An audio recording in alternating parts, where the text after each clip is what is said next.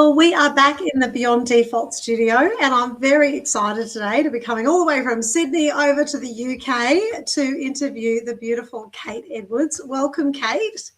Hi, thank you so much for having me. I'm very excited to be here with you. I'm excited too. It's been so lovely connecting with you and getting to know you. Kate and I have only just got to know each other very recently, but we both said when we started to connect with each other just how much we enjoyed that connection. And I thought, Kate, would you like to come on my podcast? And I'd love people to get to know her beautiful heart and her story as well. So, Kate, let's do that to start with. Why don't you tell people a little bit of background? I mean, obviously,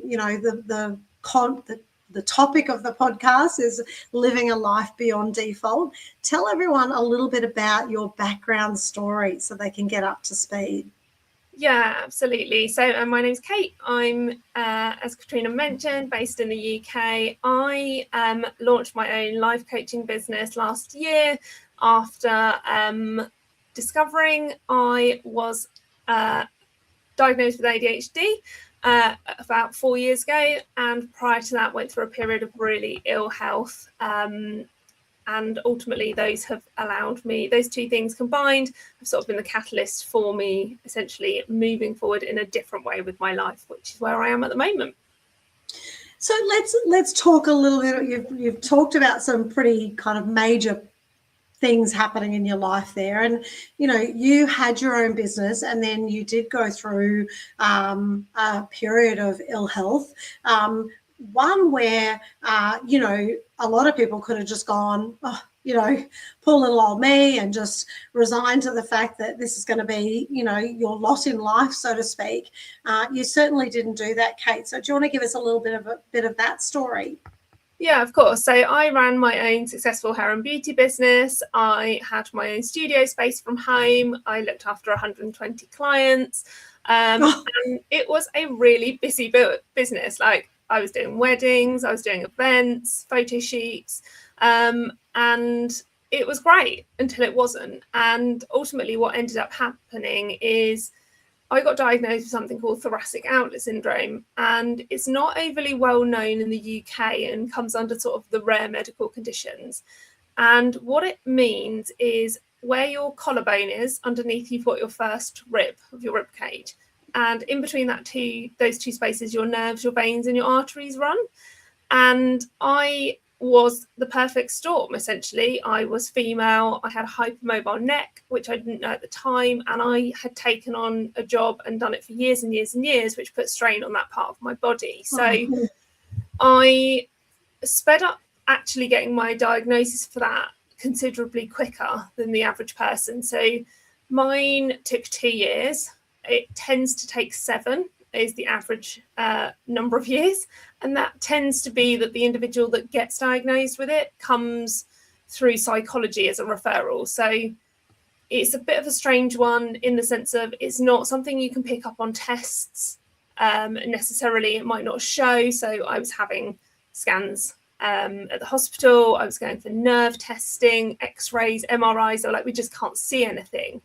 So I do think that was a hyper-focused ADHD moment for the win. My hyper-fixation on getting a diagnosis, finding out what was wrong and getting to the right consultant. But ultimately, that was a huge sort of catalyst in me having to change who I was and what I did, because I was really, really quite unwell at that point. Wow. And I guess, you've got a very tenacious story, Kate. Even the fact that, a lot of people get to the stage where, they're going through psychology, long-term pain can cause, mental health challenges and things like that. You're very tenacious in getting yourself an opportunity for treatment, to the point where I think you said, I'll mortgage the house and I'll do this and whatever it takes kind of thing. I guess, where did that whatever it takes kind of attitude come from in you?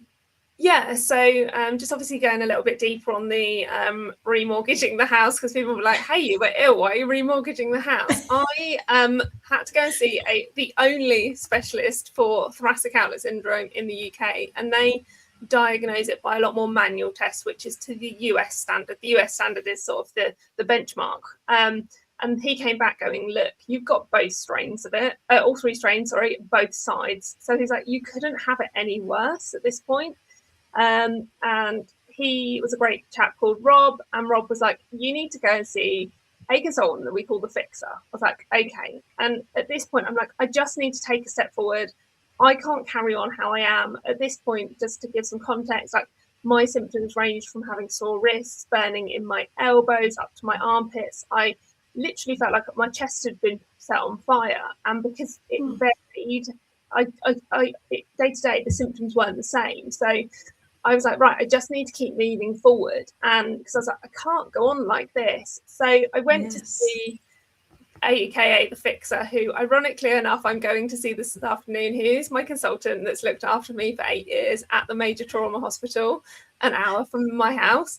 And I went to see him and I was like, look, I think I've got thoracic outlet syndrome, and I've had it diagnosed by Rob, and he thinks I need to have surgery now. And he's like, okay, but I think you've got an issue in your elbow. And I was just like, I'm done. Like, I am so done. I just want to move on with my life. No thanks. Yeah, I was like, you want to play with my elbows? I want my neck operated on at this point. And it's a really difficult one because you really do have to advocate for yourself with this, because it doesn't show on those scans, and they tend to say it's about convincing a medical professional enough that you have got that issue, and then they tend to find it when they go in and open you up and have a look. So I was just like, right, I'm done. Like, I'm not waiting and just having elbow surgery when I've been told this is what the issue is. So I sent Rob an email in the car park of the hospital going, I'm going to go to America. I was like, send me consultants' details in the USA. I'm going to stay in the USA on my own for 6 weeks and have both sides operated on. And he just messaged me back going, I'm going to have to be real with you, Kate. Like, we're talking £100,000. Like, you won't get change. Like, I'd had quotes from other people that I'd spoke to in the community that I found at that point, and they were like, you won't get change from anything less than 100,000 pounds. Like, that's what you're looking at. So I knew that was going to be a big challenge. I was going to be potentially flying to America on my own. For context, like, that's nearly, I think, double in Australian dollars as well. Exactly. Yeah, we're talking big money. And I'd rang my mortgage company on the way home. I was like, right, I'm remodeling my house. They're like, what are you doing? I was like, everything. 'Cause obviously can't get payout on your mortgage to have an operation. And by this point, my consultant had gone on a skiing holiday, and he just sent me an email, direct email. I'll operate, which side do you want to have it done? And wow. I was like, I can't be that person that sits in the background and just waits for somebody to get me help at this point. And I'd started to become a bit of a nuisance, and I don't advocate for pestering like health staff to the point that they get irritated, but I knew I needed an operation at this point. And they were like, yeah, 7 month wait. And I'm like, I can't wait 7 months. I'll just ring every day. Tell me if you've got a cancellation for a consultation. I'll come. And I was like, I'll come and sit in the hospital in the waiting room in case somebody doesn't show up. And I mean, I feel for his medical secretary. I've now been under him for a long time, and I think she just must be like, oh no, it's her. But it has ultimately led me to getting on those waiting lists and getting seen quicker. And I think if you are persistent but polite, people are like, okay, I can see why you are continuing down this path. And certainly with my health, like, my GP, so my general practitioner, was wanting to sign me off, and I was like, you can't, this is my business. So essentially that's, I'd say, where that sort of tenacious streak certainly came from. Amazing. Talk about having a goal and going for it. So I guess, was that the catalyst? Like, if you look at it now, you've gone from running this big health and beauty business to being a life coach. Was that the catalyst for the change, or did something else happen that drove you to do that? Yeah, there was a combination of things. I think for me, I went into that operation and I ended up having 3 surgeries over quite a short period of time. Wow. And for sort of context on what those were, essentially I had half my rib removed on each side, and I can't party trick, can't hit my funny bone because they rerouted the nerve out of where your funny bone sits. So I hit it and don't get that feeling. Very bizarre. Well, there's a blessing. It is, but it's really strange. I'm so used to, like, you hit your funny bone, which is not a bone, it's a nerve, but you hit it and it hurts or tingles, and I don't get that.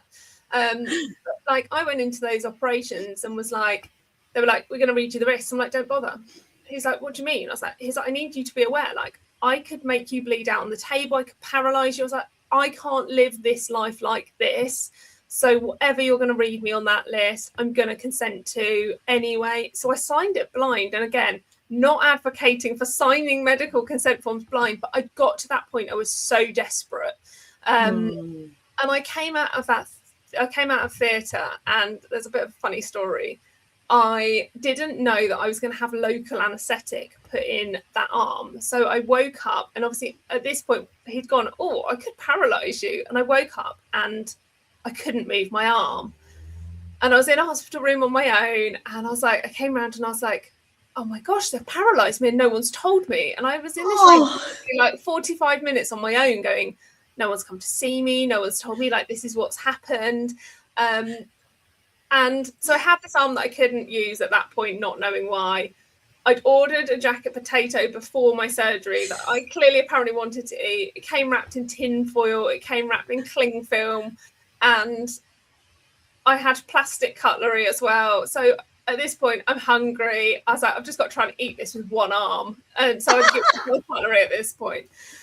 But I got to this point, this jacket potato was open, me thinking I'm paralysed. My consultant came in and he was like, what are you eating? I was like, well, this is apparently a jacket potato. And I was like, but more importantly, am I paralysed because I can't move my arm? And he's like, no, don't worry. I just put local anaesthetic in it. And I was like, oh, right. So I had this big, like, panic.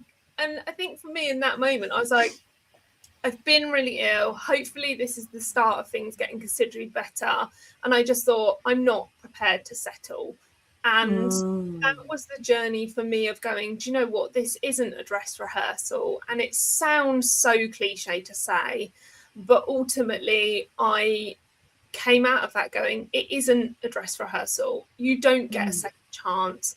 And as much as to say, like, tomorrow isn't promised is again, like, live in the moment. I do live in the moment, and I go a lot based on feeling and intuition. And after that point, I was like, I'm not settling. I'm just not settling in life for things that don't serve me or I'm not learning. I guess, what advice do you have for people? I mean, if someone's listening into this and they might not be in the pain that you're in, but, you know, you can be in kind of emotional pain or physical pain or mental pain or just a rut in your life that is causing you a lot of pain, right? What advice would you give them on strategies to go, how do they get to a stage where, like, they decide, I am not going to settle for this? Like, what advice would you give them?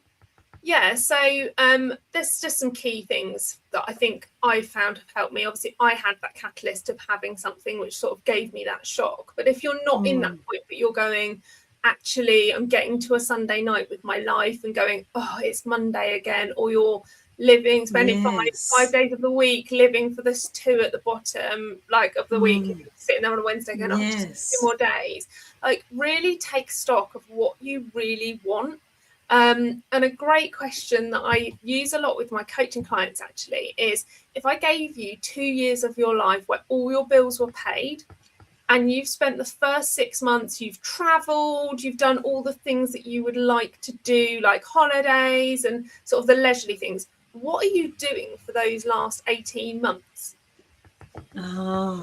Because what that does is, when you start to think about that and write down what you would do, it really starts to bring to the forefront of your mind your core values and what's important to you. And I trained as a teacher during COVID because I needed guaranteed income. And one of the first things that I said when I reflected on that question is, like, I would go and volunteer.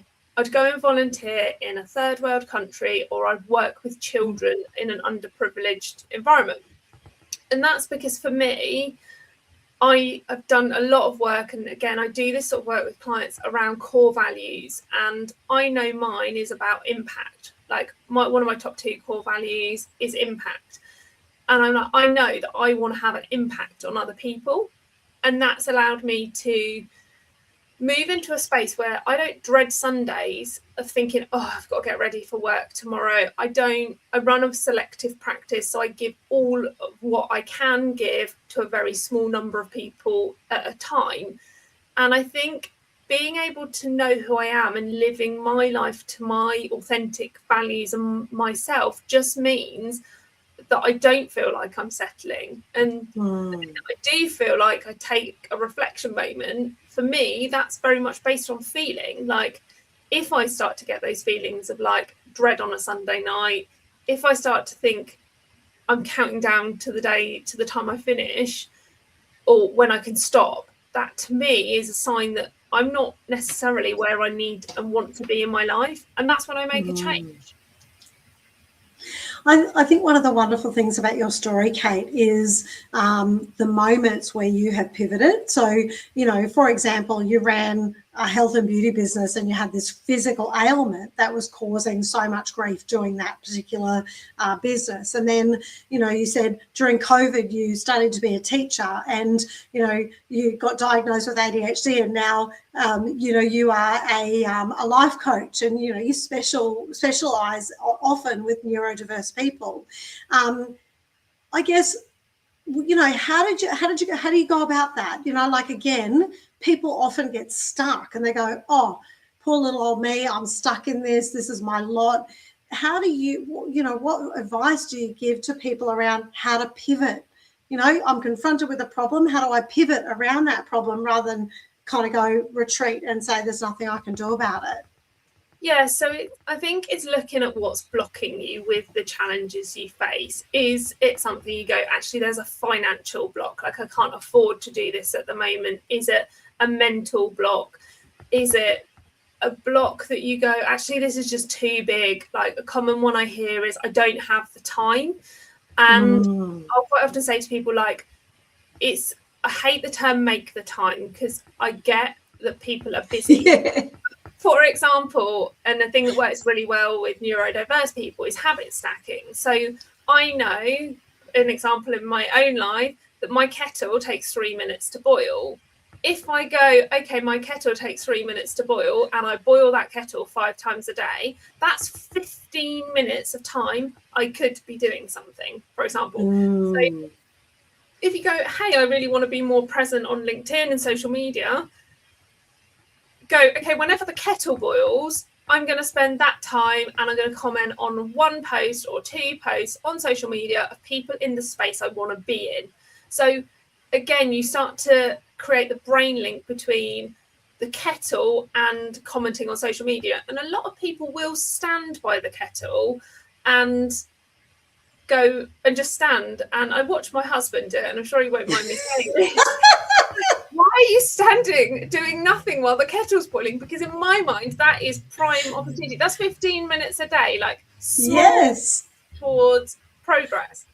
And it's finding those, like, if, for example, being busy is the blocker, finding those little pockets of time you can build and habit stack so you're moving forward.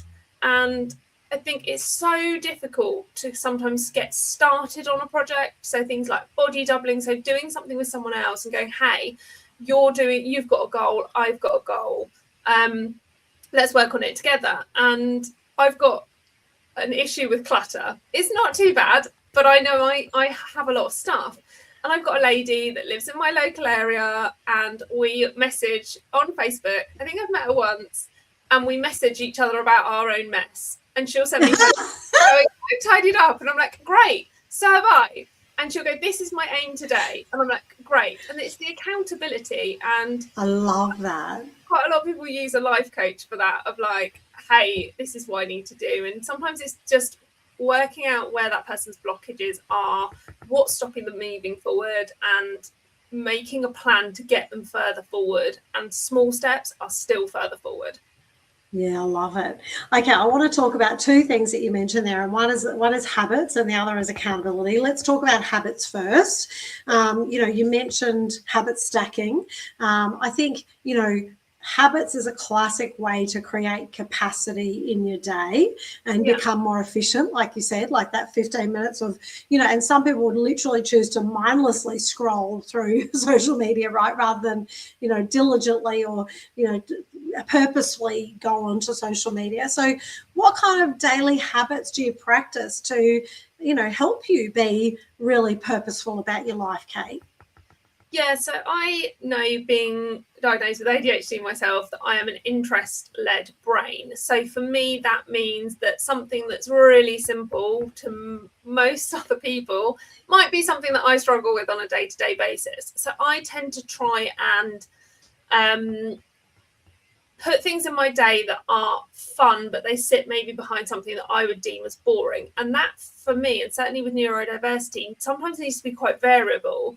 So if you go, do you know what, I'm going to go to the gym every day for the next 6 weeks, and this is where sort of New Year's resolutions come in and can be a bit of a challenge for quite a lot of people, and certainly those with ADHD, because there's the set up for failure feeling and the rejection sensitivity dysphoria when something's not gone how you want. And for me, I tend to go, okay, like, I love a list. I'll write a list and I will write things on the list just to tick them off, because for me, that's a dopamine thing of like, yes, tick.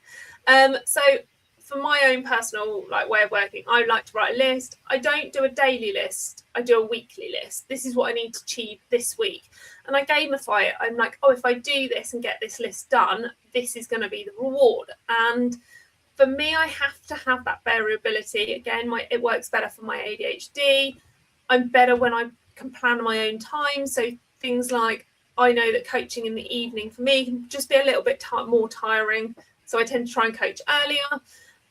But I think habits are what motivates you. So yes, a list, love a list, motivates me, ticking off, instant dopamine, free. But it's the techniques that you put in of, like, I work better with a reward. Some people don't work with a reward. And it's the same with like the challenge sometimes for exercise. I know a lot of people are like, oh, I just, again, don't get time to get out. And I'm like, okay, take 5 minutes, take 10 minutes. yes. Find a lamppost outside your house or a landmark, even if it's like meters away, walk to it and walk back. That's progress. It doesn't have to be perfection. It's just progress. And it's just building things in that don't suddenly like shatter your whole day, because that's when they don't become sustainable. So it's little and often over massive day disruption, I would say, for me. And when I'm working with clients, I'm always like, right, where is your time? Like, doing a bit of an audit on life is never a bad shout. Like, I've had people and I'm like, map your day for 3 days, map what you're doing, and then Yes, like, I love what my that. day looks like. And I'm like, okay, so where are you like wasting time that you could be using more purposefully? Doom scrolling is a prime one. Like, you start to look at your screen time and it's like, okay, I didn't need to see that goat video again. time. And it's just knowing like what works in terms of either finding pockets of time, small steps, breaking your goals down, or like creating a list, creating a tick chart. Like, we move away from things like tick charts and reward charts for adults. Why? Like, everybody loves they're so wonderful. Everyone loves a sticker. Everyone loves like feeling like they've achieved something. And like, don't put the pressure on yourself to do something every day. Just think, okay, do you know what? 3 times this week, I'd like to have done this. And understanding your real motivation behind what you want to do, which we call like the goal behind the goal. What's the real reason you want to do this? Like, it's finding that thing that drives you forward. And that needs to come from yourself. Like, I say to people, I can tell you something, but if you tell yourself and discover that yourself, it's going to hold so much more weight than me sitting here being like, you need to go for a walk 3 times a week. And I'm going, Kate said I've got to do it, so I should. And it's like, no, if they go, actually, for my own well-being, like, I would like to get out 3 times a week. I want to. Yeah. Oh, Kate, these tips are so exceptional. Thank you so much for just openly sharing so much goodness. You just talked then about, like you don't want to be managing people, right? But accountability, I mean, one of the really wonderful things about having a coach is having someone to be accountable to. So, tell me about, what do you notice about accountability and how it really helps people? Yeah, I think it's having, like I say, whenever you are somebody that decides you're going to have a coach or you want to look at coaching, I'm like, always just have that initial call with someone. You want to check that you can be vulnerable with that person. Yes. So, like, I would never just sign someone up for coaching and never have met them. Like, when we spoke initially, like, as I said, like, energy is huge for me. I go based on intuition more than anything else. And there has to be that alignment. And I always say, like, there's a point when you don't want to meet a coach and you don't tell them that something's not worked because you don't want to admit it, or you're like, actually, I feel that they might judge that. Yes. That doesn't work either. Like, that's not going to be a good, harmonious relationship. Think of it a bit like dating.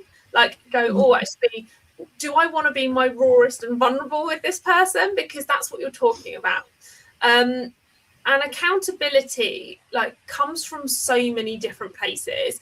Statistically, it is proven you are more likely to achieve life goals with a coach. And if we think about, like, athletes and, like, Mo Farah, for example, he can run, right? That's not an argument. No doubt about it. Yeah, not going to have that one on this. But he can run, but he performs better because he has a performance coach. Like, we look at Olympians and everyone else, they do better with a coach. And that's because actually that accountability is really key. And that person can bring in techniques and strategies and different ways of working.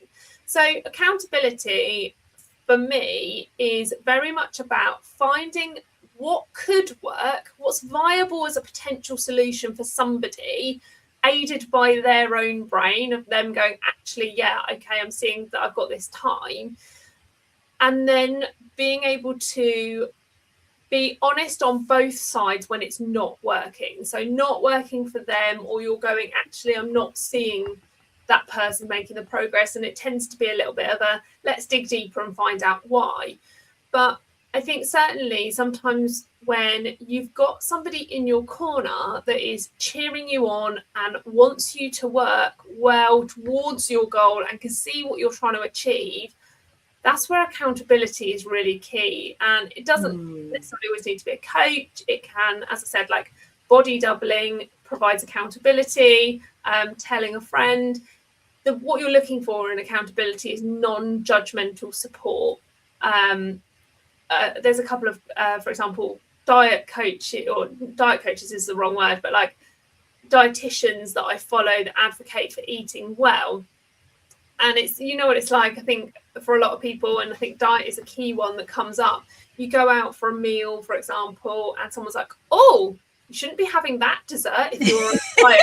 This is not helpful. Like, it comes, I don't want to be judged here. But you start to feel judged, and when you start to feel judged, you go, well, actually, that dessert, for example, might be just something that you've made that decision that actually that's what you need at that time, that's what you want. And it shouldn't be a case if you come away from those situations feeling judged. So accountability provides that no judgment. Like, it's tool focused. It's about what you need and how you can be aided going forward. It's not about judgment. And I brought up diet because that's a top one that people tend to get that judgment on. And I think it's just being in a space that's non-judgmental, that's focused on you, and carving that time and space for you to achieve ultimately what you want, which is your goals in life. Oh, I love that, Kate. I really love that. So tell me, I know energy is really important for you. If someone was watching this today and they really loved your energy and vibe, how do they find you? How do they find you to work with you if they want to? Yeah, so I've got a website, 8percentcoaching.com. It is in a current rebrand, so hopefully by the time this goes live, the new website will be there. I'm also on Instagram. I post less frequently on Instagram, but my handles are 8% coaching. Or you can find me on LinkedIn. I've got a business page there, which is 8% coaching, and the name obviously links to the fact that statistically only 8% of people who set goals actually do achieve them. And my aim is to make your listeners part of that 8% who achieve their goals. Oh, I love this, Kate. Fantastic. Oh, wonderful. Well, it has been an absolute pleasure having you on today. I didn't get to ask you, have you got a favourite book or podcast that you want to recommend to people? Oh, that's a good question. There's a couple of books that I can recommend. One is called How to Unfuck Your Life. Excuse the language. But it is a great book. I do know that book, by the way. Yeah. Yes, I haven't read it, but I know of it, yes. It's quite short, good for lower attention span if you're someone that struggles with reading. Podcast, I'm exploring quite a lot of podcasts at the moment, so I wouldn't like to comment on a favourite. But yeah, that book I'd say is pretty good. And I am partway through the Mel Robbins Let Them book at the moment. But it's just, I'm taking some time to process that one. And How to Find Your True North Star is the other one that I've started reading. And I like the fact it's more workbook related, so it's got things in it that you can do. Oh, I love a good book that has activities that I can do along the way. I'm very pragmatic. I like to be very practical in my learning as well, Kate. Well, it has been absolutely wonderful having you on our podcast today, and I'm certain that people will enjoy this very much. I reckon they need pens and paper, writing lots of notes, because there's so much good advice you've given here today, Kate. Thank you very much for doing this with us. No, thank you so much, Katrina. It's been a pleasure.